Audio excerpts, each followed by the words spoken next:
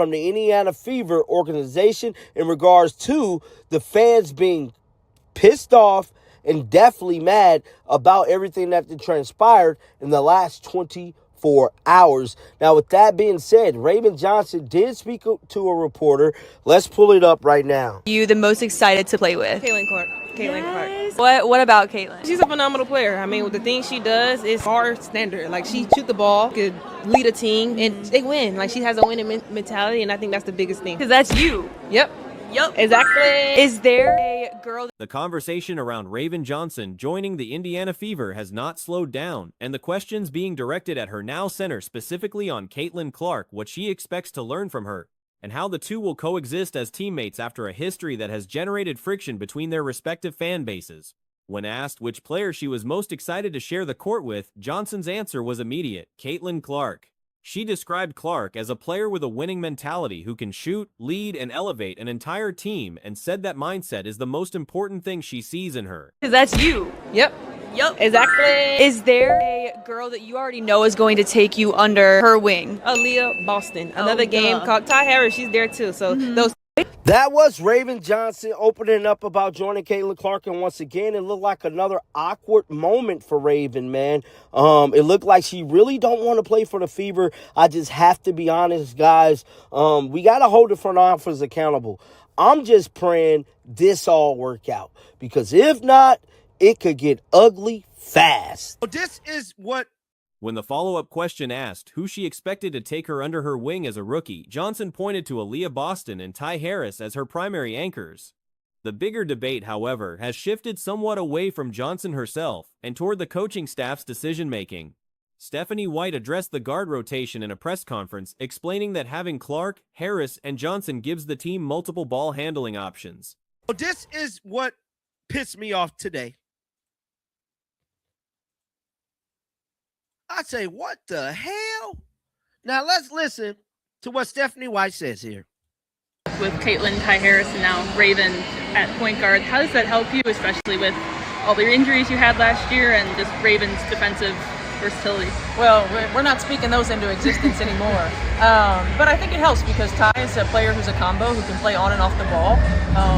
Caitlin is a player who can play on and. Her description of Johnson as a player who primarily operates with the ball in her hands, a traditional point guard role, is where the concern sits for many observers. The worry is that building around another primary ball handler directly reduces the number of possessions flowing through Clark, which runs counter to what the team's offensive identity has been built around. White has also drawn attention for a pattern in her personnel decisions. The ball. Caitlin is a player who can play on and off the ball. Caitlin play on the ball. Raven is a point guard that primarily has had the ball in her hands, and so I think it gives us some versatility. Thankfully, having a couple of different guards gives us the ability to allow Kelsey to rest a little bit too. So I think we'll have a pretty good rotation when it comes to our perimeter players. Especially in the 1-2 spot. I think it'll give us a lot of different ways that we can play, a lot of different matchups that we can play against. We can give different looks. So I think it's going to be really important. Both Ty Harris and several other recent additions to the roster share a common thread. White coached them previously, most notably during her time in Connecticut. The question being raised is whether the team is being built around a system White is already comfortable running rather than being constructed to maximize what Clark specifically does best. Bringing in familiar players from prior stops is a natural tendency for coaches, but when it starts to look like a recurring theme rather than a coincidence, it invites scrutiny. We can play against, we can give different looks, so I think it's going to be really important. And we can go with a defensive lineup. When you've got somebody like Raven, Ty played for us in Connecticut, so she understands what we're about. Now, something I've been noticing that I just tripped off of today too is that, is it me or is Stephanie White signing former players she coached? Is this like a Stephanie White find players I coached before reunion? Because that's what it's looking like to me. Even with the injury decimation of the previous season, the Fever reached Game 5 of the semifinals, and Mitchell was central to that run. Looking ahead to the full season, White framed continuity as the most valuable asset this roster carries. The returning core Clark, Boston, Mitchell, Sophie Cunningham, and Lexi Hull went through a difficult year together and came out of it with a clearer understanding of what winning requires.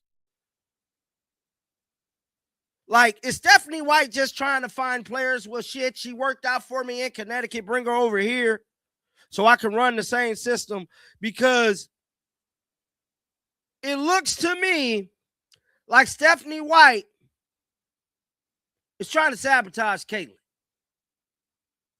Now, in this said interview, she said she's going to have Raven on the ball, which means tell me we never said Raven should have the ball at all.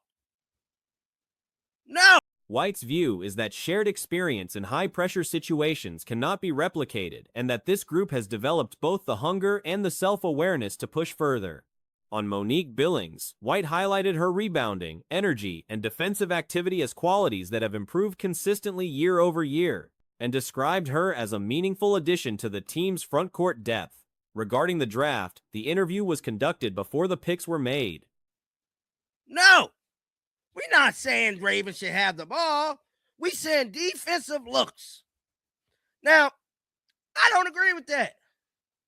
You trying to take the ball out of Caitlin's hands again? Again? Hold on, wait a minute, bro. On the defensive end of the floor as well, so she understands the expectations. I'm really sorry, I got to pull stuff. Now, this was not the only interview that Stephanie White. The Fever posted multiple calls to action, asking supporters to purchase single-game tickets, and the timing landed poorly. Rather than enthusiasm, the responses reflected a fan base that felt the organization had made a decision at cross purposes with their interests and then immediately asked for their money. The comments flooding those posts painted a clear picture of how a significant portion of the audience is feeling heading into the season. That Stephanie White did yesterday. Stephanie White did another interview, and she spoke about, once again, taking the balls out of Kelly Clark's hand. Now, when right is right, wrong is wrong, I'm going to always be on the side of right. And everybody mad at Stephanie White in the office should be mad at Stephanie White in the office. We all could agree with that. Now, this has nothing to do with Raven Johnson, because she didn't pick to damn me come here. But several recurring themes ran through the fan responses. A number of supporters stated directly that they were no longer willing to spend on tickets, travel, or league pass renewals. Some pointed to the Johnson situation as the breaking point after already feeling uneasy about the direction of the roster. Podcast called Caitlin Clark fans racist in front of everybody. And it's amazing. There's a subsection of fans out there that are willing to eat crap from the WNBA regardless. Eat from the Indiana Fever. Oh, I'm over it now. Really? You're over being called a racist? Just that quick. Interesting. Okay. Must be nice. I don't get down. Others focused specifically on the coaching approach, the concern being that Stephanie White's system de-emphasizes Clark as the primary ball handler, which they argued undermines the very reason many of them became fans in the first place. The promotional image the team used also drew criticism. Observers pointed out that Clark, widely considered the most prominent player in women's sports at this moment, was positioned toward the back of the graphic, less visible than other players on the roster. I'm not forgiving that, okay? That's not going to happen. So, and never mind the logistical issues that the draft pick causes. The Indiana Fever went on a rampage yesterday on social media, on their Twitter X, trying to get you fired up for Raven Johnson. And then, whether intentional or not, that choice became a focal point for fans already looking for signs of how the organization values its biggest star. The underlying basketball concern connects directly to this. Stephanie White has described a guard rotation where Johnson functions as a ball-dominant point guard, Harris plays as a combo, and Clark operates more off the ball in certain lineups. They made the mistake of asking you to buy tickets. Damn. Oh, that's Ben Daniels' line. I can't say that. Trademark infringement, Ben. My bad. Shit. How about that? We'll go with a different 4-letter word. Shiznit. That's longer than 4 letters. Hopefully Snoop Dogg doesn't come from. For fans who built their relationship with the fever around watching Clark run the offense, that framing is a genuine source of anxiety. The argument being made is that a team constructed to limit Clark's ball handling is not using its most valuable asset correctly, and that the same pattern was visible last season. The broader question being raised is whether this franchise and this coaching staff are actually the right environment for Clark long-term. For that. Wow. So they went on social media asking for you to buy tickets as a consumer of their product. Ooh. The backlash? Whoa. It is. There's two of these, by the way. There's another one. Well, what are you waiting for? Come and join the show. Additional. Some fans went as far as expressing hope that she explores her options elsewhere, arguing that an organization more aligned with maximizing her specific skill set would serve both her and the league better. Clark herself has given no indication of any desire to leave Indiana, and her public conduct throughout the offseason has been professional and measured. Her agent and representatives, however, are presumably watching how these decisions unfold. No single game tickets available. Wait a minute. Are you guys having trouble selling tickets all of a sudden? What is going on here? And do I expect these games eventually will sell out? Sure. I guess. But the automatic fired upness that this kind of a tweet, and by the way, what makes the situation particularly striking is the scale of the opportunity involved. The Fever under Clark became one of the most talked about franchises in American sports. Record attendance, record viewership, a fan base that expanded far beyond Indiana. The decisions being questioned are not minor personnel adjustments.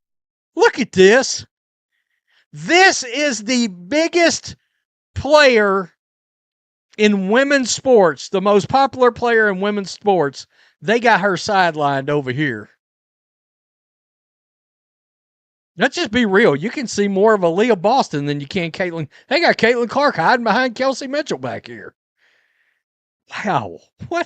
What? Guys, they go to the heart of whether the front office understands what it has and how to build around it properly. Fans who traveled from other states, renewed subscriptions, and invested real money in following this team feel that investment has not been matched by the organization's decision-making. The ticket sales backlash is a direct reflection of that gap. There are signs. There are signs now. I'm not sure Caitlin Clark's going to be on this team in the foreseeable future. Like she's going to play this year. Is she going to stay here? Because it's pretty obvious. They hired a coach that does not value her. We're seeing that now. And if this coach really believes that they are better when Caitlin Clark plays off ball, when she's not running the show, yada, yada, yada, doesn't want to run the eye. If she believes they are better, then Caitlin Clark shouldn't be on this team. This is not the franchise for her. This wasn't the coach for her. This is about to be the biggest misstep maybe in sports history.